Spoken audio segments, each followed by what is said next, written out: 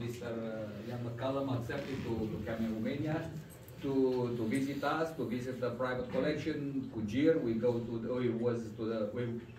were to the factory, Cugir factory, and for finish and fanfare here at the National Military Museum, King Ferdinand I. He's our invited, is the honor guest, and we asked him to introduce himself, and if it is possible, to ask to our questions. So, Mr. Ian McCollum.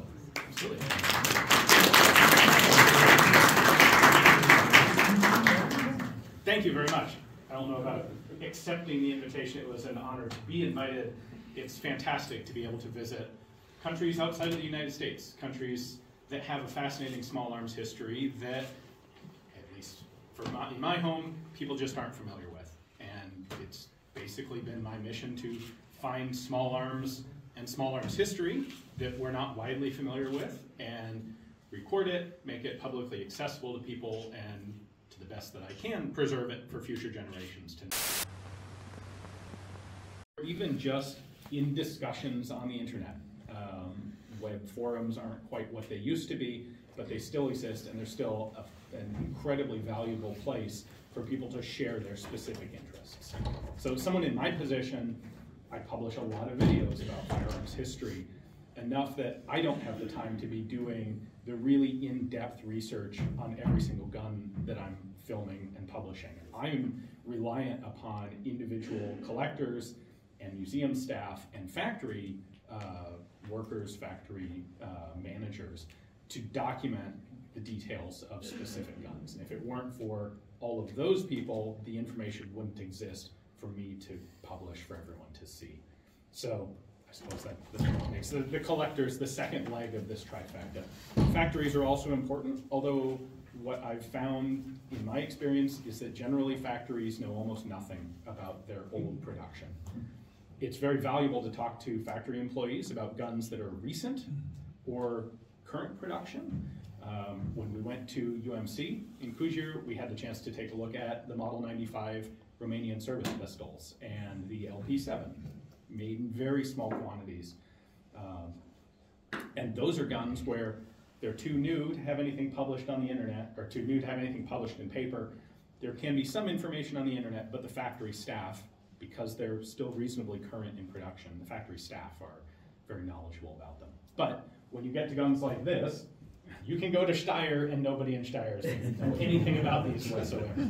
So this trip really encompassed all three of these important aspects, and you, the private collectors, are a huge part of preserving that history. So I know Romanian firearms law is particularly difficult to work with, even within the EU itself, which is also difficult compared to the United States, but it's fantastic to see a vibrant organization like this dedicated to firearms collecting, even in a place where that is made particularly difficult. So I would encourage you to keep it up. Don't lose heart just because the laws are difficult. There's always the opportunity to improve the laws slowly and over time, but also to take advantage of the history that you have access here to, because no one is going to be as passionate and interested about it as you are, because it's your history. Please, thank you all very much. Please tell us.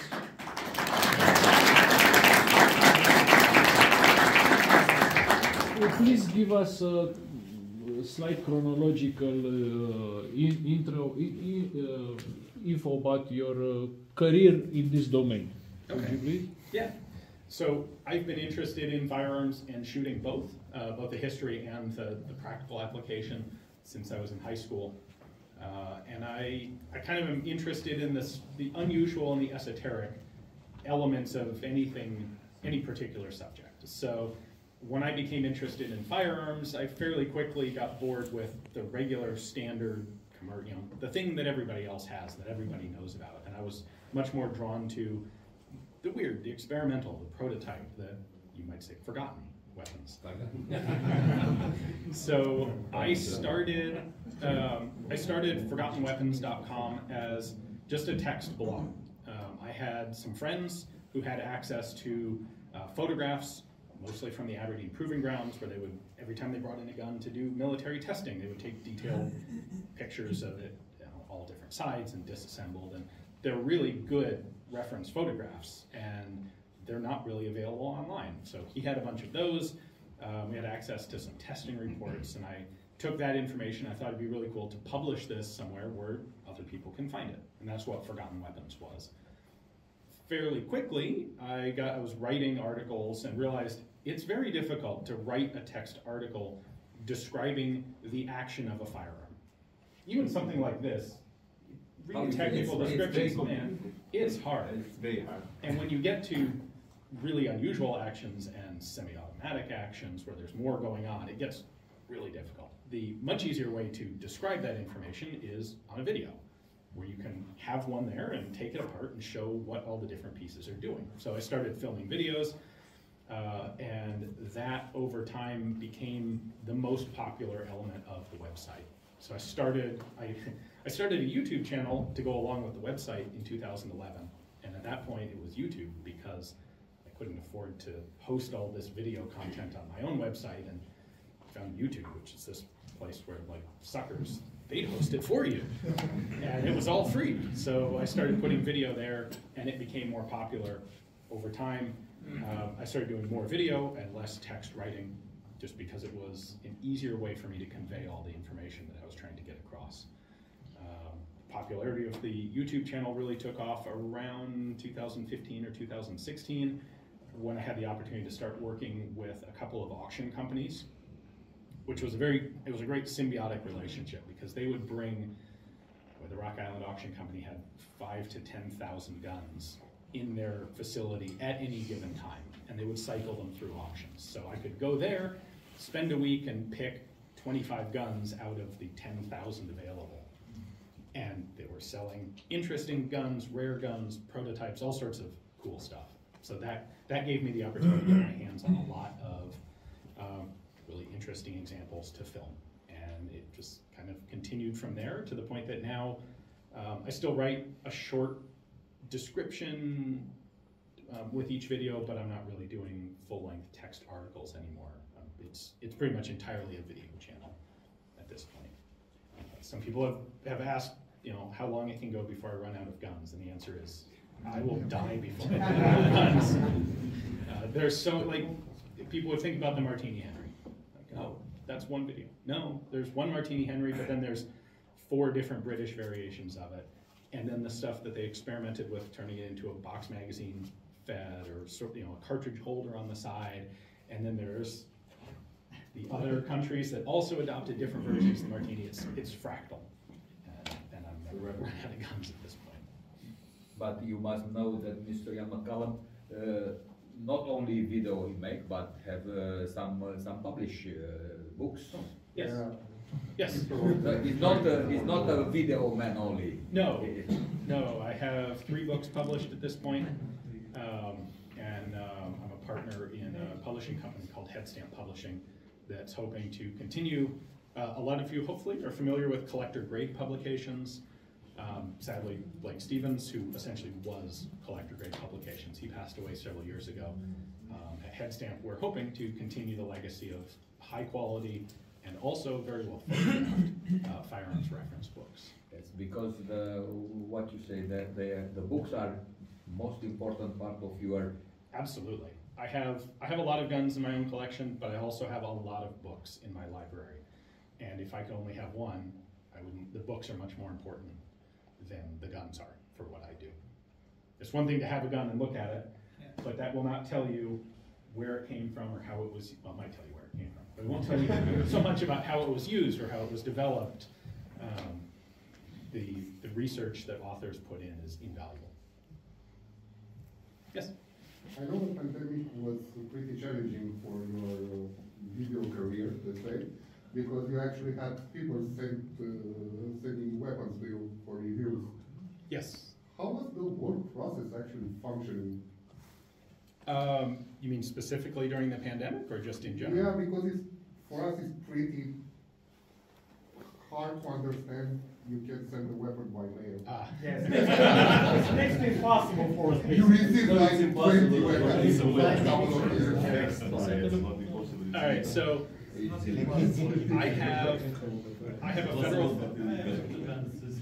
I have a federal firearms license in the United States that is essentially the same license that a gun shop would have. So in the United States, it's generally very easy to transfer a firearm from one person to another within one state. But if you're mailing a gun between states, it has to go to a licensed dealer. Well, I am a licensed dealer. I don't actually run a gun shop, but I have that same sort of license. So for me, there's no issue to it. You can put, any private individual can put a gun in the mail, send it to me, and then I can return it either to a dealer in their state or directly to them, depending on some details. But yeah, during the pandemic, actually the pandemic it was scheduled perfectly for me. We had just finished photographing a book on Chinese pistols about 3 weeks before the whole world shut down. And I had all the pictures at my disposal, and I already had the research material, and I was able to spend like the first 6 months of the pandemic at home building a book on Chinese pistols. Please. Yes? It sounds childish, but do you have a favorite Romanian firearm? Yeah, that's what's your pistol you would buy now that you come back to US, based on your trip here? So, I mean, this is going to sound really goofy, I suspect, but I'm looking for a Model 74 Carpats.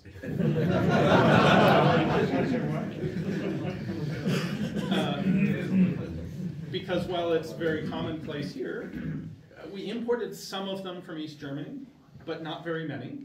It's a little bit different than all of the other ones out there. And honestly, to me, one of the things that makes a particular firearm really interesting is understanding its history and its story, where it came from and what it was used for. And so there are a lot of other similar pistols, copies of the Walther PP, but having come here, having seen the guns, in fact, when I first arrived at the Bucharest airport, I happened to notice one of the customs agents was carrying it.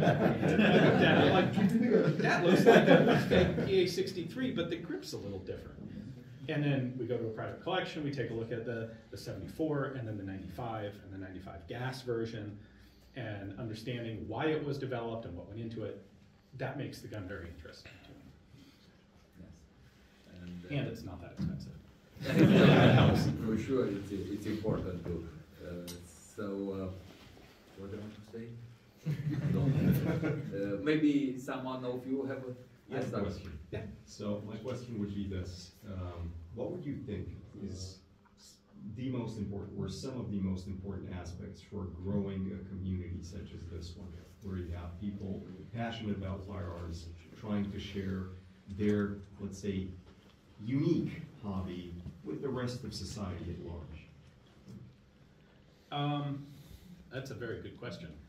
I think it's important to present firearms in a way that they aren't threatening to people. A lot of people who aren't familiar with firearms, who don't have, who aren't around them all the time, are frightened by just the nature of the weapon.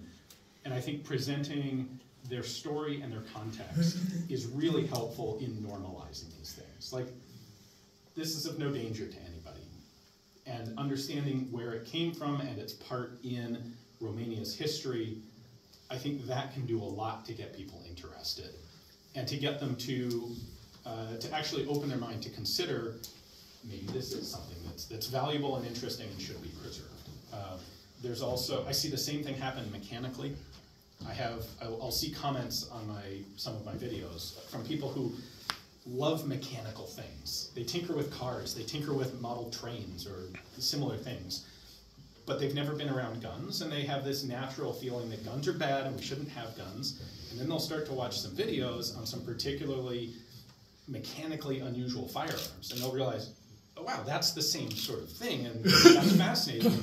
Here's a machine that will throw a projectile at thousands of meters per second using nothing but this self-contained cartridge. Like, it's a fascinating mechanical device, and frankly, it's deeply ingrained in the development of all industries. In fact, it's a machine. It's used the same principle of the first principle of thermodynamics.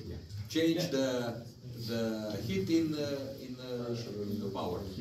So the problem is not Macchine termobalistiche. the question is very, very good, but we try on our association, and you know it for sure, we try to relate our passion, the guns, any weapons, to the culture and the history.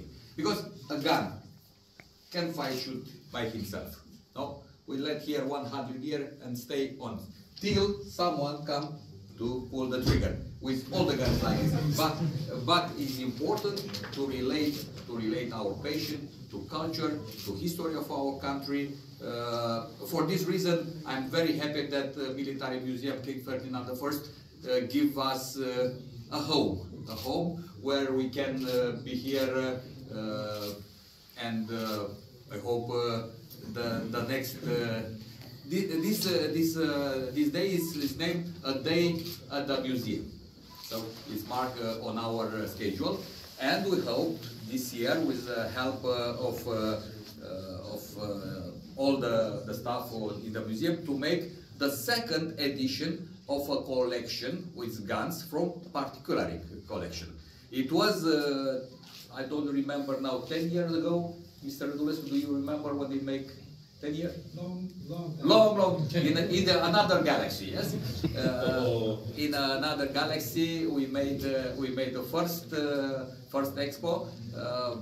It okay. The law let us a little band, of course, because here is a military unit. So in a military unit, we can come with the guns. But now the law let us to come with our guns, to show to the peoples, to show to even the children who come to the military museum to see all this. So I hope. It's up to you. It's up to me. We are here. Yes, perfect. For at least a century. Yes, for this century we'll see. I will say something. I'm sorry. Culture, as Ian has underlined a lot, culture is very important to a people, to a nation. It's the lack of culture that costs you a lot. It will cost you a lot. I will give you a sad story. Ian found about it. We found about it. Going to UMC Kujir, they are great professionals. One day in 2006, as early as 2006, somebody has told me 300,000 different items came into the factory to be destroyed. And that guy, who's a member of our association, told us among them there were British firearms from the Independence War. Oh. So it is these or the Peabodys, which, so among 300,000 there were Maxims, there were many, but probably they destroyed 100,000 remaining of these. This cost us probably half of the necessary new assault rifle, because a Nepalese or Khyber Pass Henry Martini is $800. High luxury produced item like this, maybe 2,000. If we at a good auction with a good buyers, who even if it's 1,000. It's a lot more than the money you get. I bought Henry Martini from France. It was a Romanian captured by Bulgarians in 1916, then sold in France. Then came to Bulgaria, again in Romania. It cost 1,700 euros, plus the transport. Yes. So this is the price for the Henry Martini in good condition. I think Ian has a video actually about collecting firearms as an investment, if I remember correctly. At least one is dedicated to collecting firearms as investment. I don't recommend the investment strategy of buying and getting the government to destroy all the others. Like they did in Australia. Yeah. What? Neither our wives. Yes, because it's a problem. When a collector passes away, the problem is, say to his wife, you can sell these guns, but the price told to the wife is it's much lower than. Yeah. Any question? Yes, Mr. Wong. I've always wondered about the, let's say, behind the scenes part of your work, and to my imagination, sometimes you're in the position of going to a place and being presented with some firearms that maybe you want to film, maybe not, but maybe it's the first time you see that kind of action or system or model or anything. And how do you manage to deliver a quality video with quality information with such maybe short notice for like research and reading and stuff? Usually I go to a place already knowing what guns I'm going to film. Okay. And I'll have done the research beforehand. Now there are times, this trip in particular, I didn't know what we would find at Kujir that I'd be able to film. And often in a situation like that, I'll rely on the expertise of people who are around, who have detailed information on those guns. Yes, speaking about Kujir, it was very interesting. Everybody helped us, help him with the info. Yeah. And you are very, it's a very important thing that Mr. McCollum, he wrote on his book all the info, read once, I understood. And then he speak about it. You cannot do this job if you haven't a good memory and ability to speak about the guns. Probably come in times all this ability, no? Yeah, if I have one skill that's particularly helpful in doing what I do, it's being able to listen to the whole story, take some notes, and then synthesize that into a coherent presentation. Yes. On the first take. In this particular case in Romania, we'll stay with him, and Jan said, if I said something wrong or I forget, stop me, and we repeat the text, the scene, and the filming, yeah. the movie. Sorry. Normally for a museum, and today is a perfect example, I have every intention of coming back to film here, as long as they'll have me. That would have been my second question. Today, I have the opportunity to look at the museum and see what guns are here that I can film. So when I come back, instead of, oh, we have a collection, it's very hard to say, what guns do you have? Well, we have, what, 12,000? Yeah. But if I can look at them on a first visit, I can make some notes of, I definitely want to cover this, and make notes before a return trip. So there will be a return trip. I hope so. Excellent. For just one minute, seeing him doing his videos, filming, we basically interacted with him very few times. Like he didn't say Ceausescu well, he didn't say I'm not good at Uzina Mecanică Kujir well, but his speech was very fluent. For a 20 minutes video, all it takes with all the doubles and everything, if he has all the info in his head or written down, it's 25 minutes. He's very productive. What? Yes, Ian, one question please. From your expertise, how hard is it, or is it even possible for us Romanians collectors to buy guns from the United States and ship them back here to Romania? The problem is going to be Romanian import law. Exporting a gun from the United States is generally quite easy. So if it's a gun you can own here, and you can get a permit to own it and a permit to import it, if I may not add, very difficult. I found companies in the US that are specialized in exporting firearms to private individuals outside the US. You pay them $250, $300, they do the paperwork. If you have all the paperwork here in Romania, they will buy the gun for you, make the paperwork, and then you just pay for the transport and they ship it. So it's not hard. What's the name of the company? I don't remember from head. It's just look US firearm exports, and you're going to find companies who do exactly that. It's not difficult. It costs money. Funny thing is, I myself like to buy Romanian rifle used by the Romanian Army in the Second World War, which, funny enough, cannot be found in Romania. Yes, but it's all their found in the United States. Right. Because the United States basically importing them by the kilo. We buy or by the ton. You misspoke. You should have said we. We want to buy. Yeah. One of the, I think it's Simpson, there's at least one company that like specializes in demilitarizing Arasakas and shipping them back to Japan.